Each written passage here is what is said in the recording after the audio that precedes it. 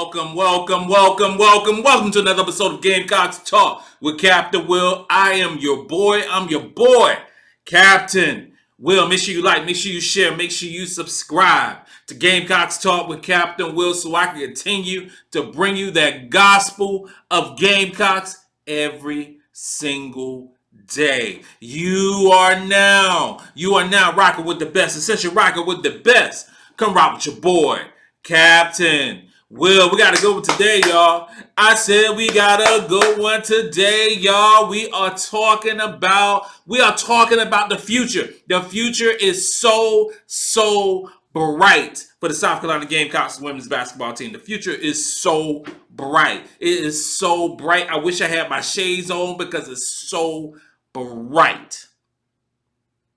We had the number 2 ranked recruiting class.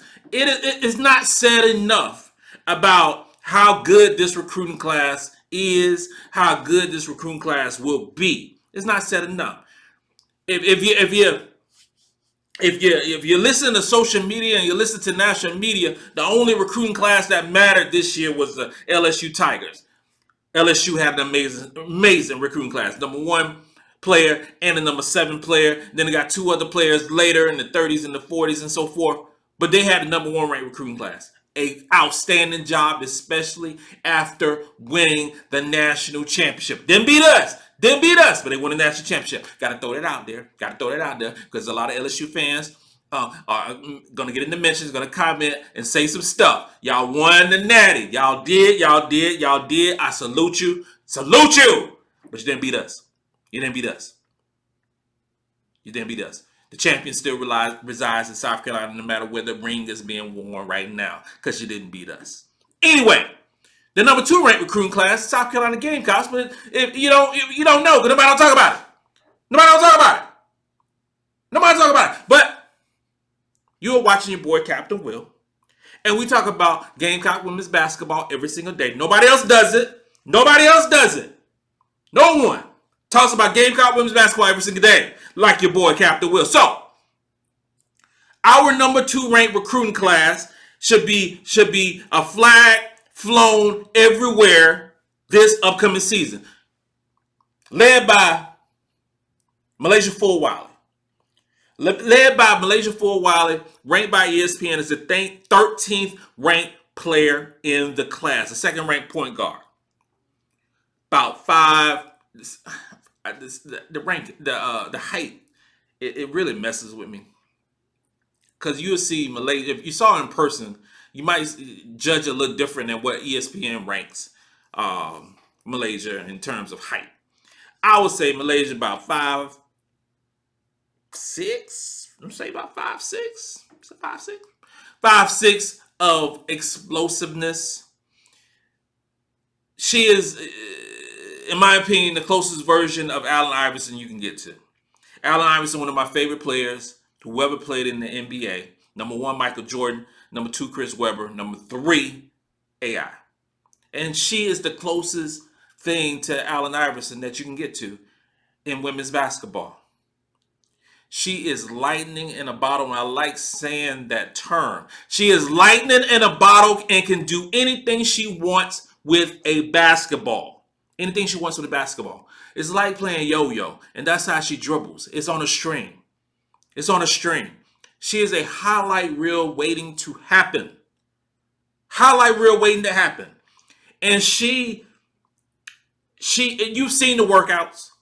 You've seen the stuff on social media. You've seen how fit she looks. You've seen everything that we hope for with Milaysia Fulwiley. She is playing point guard. She will be a point guard. For the South Carolina Gamecocks. And she will be an exciting point guard. Milaysia Fulwiley, the 13th ranked player in this class, who should have been higher, in my opinion, is going to be a great one for South Carolina. The next one, and I say this one because even though she arrived early for the Garnet and Black back in December, Chloe Kitts was a member of the 2023 recruiting class. Chloe Kitts was ranked 17th in the country. Don't forget about that. All 6'2" of Chloe Kitts, some say she's 6'3", 6'2" of Chloe Kitts was a member of the 2023 recruiting class. She just showed up early. They do it in football all the time. They do it in football every time. They graduated early and they show up in January so they can start spring practice and for that upcoming season and be ready. Chloe Kitts basically did the same thing. Only thing different that Chloe Kitts did was she graduated early and ended up playing for the Gamecocks early. No spring practice, no off-season work, just I'm graduating, here I am, I'm a Gamecock. That's how it was with Chloe Kitts. So she was thrown into the fire, so to speak, but her talent and potential speaks for itself. Again, she was a 17th ranked player in the class of 2023. She has 2 gold medals. 2 gold medals playing for Team USA. She is a baller. And we have her with South Carolina.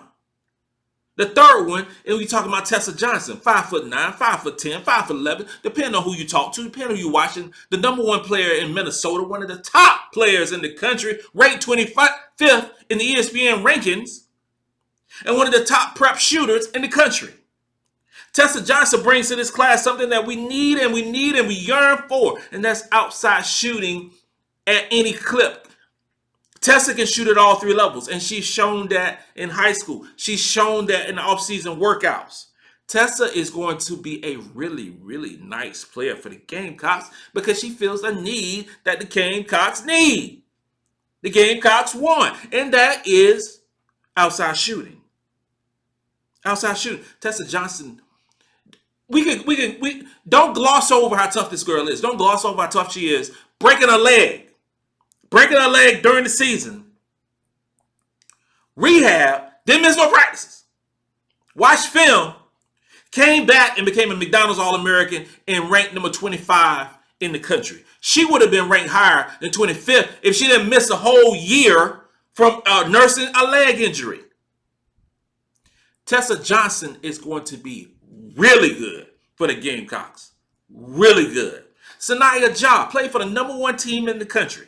The number 1 girls basketball team in the country. She didn't have the glowing astronomical stats that we see in players in high school. No, she didn't have it. Because you know why? Because her team was so great. Her team was so great. There was a balanced attack. But Sahnya Jah was really good. Really good in high school. Ranked 40th in the country. 6'1", 6'2", wing, handle the ball, dribble, rebound, toughness, defense, all those things that you want, all the attributes that you want in a player, Sahnya Jah has. She's just not getting the notoriety right now because of being ranked 40th and not being ranked 3rd or not being ranked 17th or 12th or whatever the case may be. But Sahnya Jah is a really good player for the Gamecocks, and she will be, over the course of 4 years, a glue piece to this team, much like a Victoria Saxton was. Much like a Lily Grissett was. That's what you're going to see in Sahnya Jah. That's what you're going to see over the course of 4 years. This is a great class. This is a great class. And the expectations for all 4 of these is, in my opinion, my expectation is always a national championship. My expectation is national championship. My expectation is by the junior year of this class, they should be waving their hand for a natty. That's what I expect. I expect Milaysia Fulwiley to be the backup point guard this year. And I believe that she is a toe injury, a nail injury from being the starting point guard for the Gamecocks this upcoming season. Milaysia Fulwiley, we can call her late. Milaysia Fulwiley is going to play this year. She's going to play this year. And I'm talking about 15, 17 minutes a game. Milaysia Fulwiley, your backup point guard. When Raven Johnson comes out the game, Milaysia Fulwiley will slide over to the 1. There will be cases where Sahnya Jah will slide over to the 1 because she can run point as well.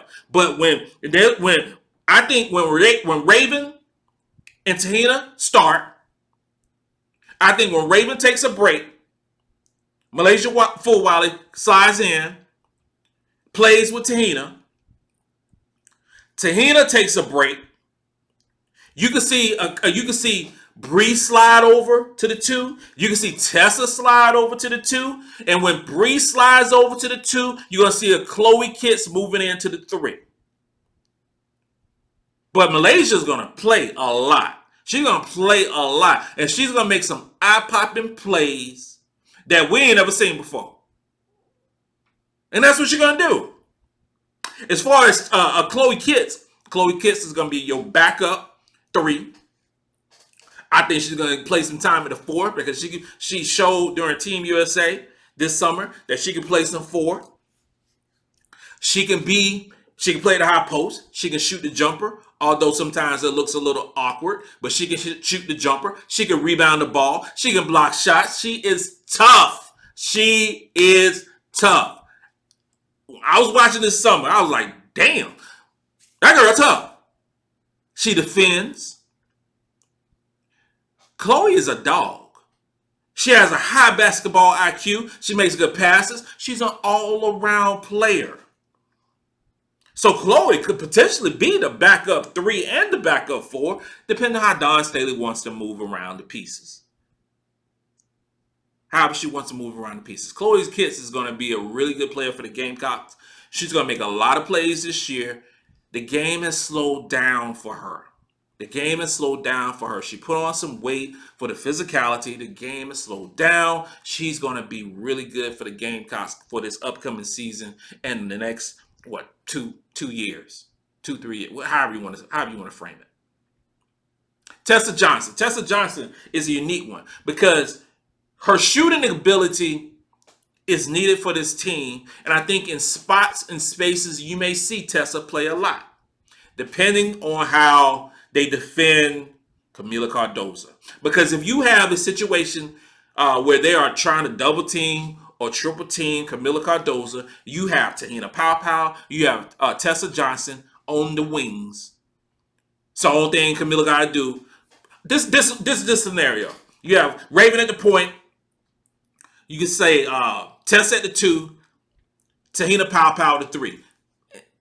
When in actuality, you're basically playing 3 guards, right? Okay, so Kamilla Cardozo and Sanaya Fagan, or Kamilla Cardozo and Ashlyn Watkins, Kamilla Cardozo and the Chloe Kitts. However you want to do it. You throw the ball into Kamilla Cardozo. They collapse on her. She kicks the ball out to the perimeter. So when they kick out to the perimeter, you have an open Tessa Johnson because you're trying to double, triple team Kamilla. Or you have an open Tahina Pow for the same reasons, and they knock down the jumper with consistency and with regularity. That's the team that you have this year. I'm not quite sure how Dawn is going to work Tessa Johnson, but I will say this. The girl can shoot the ball. And if you got somebody who can shoot the ball and is a 5'10", 5'11" guard who can also defend multiple positions, can handle the ball, is tough in the middle, can rebound, can do all the little things as well. But more importantly, can score the basketball. It's going to be tough to keep her on the bench watching. It's going to be tough because we can't have a situation where we're not making perimeter shots. When we were one of the worst perimeter shooting teams in the country last year, we can't let that happen. Tessa can also shoot free throws.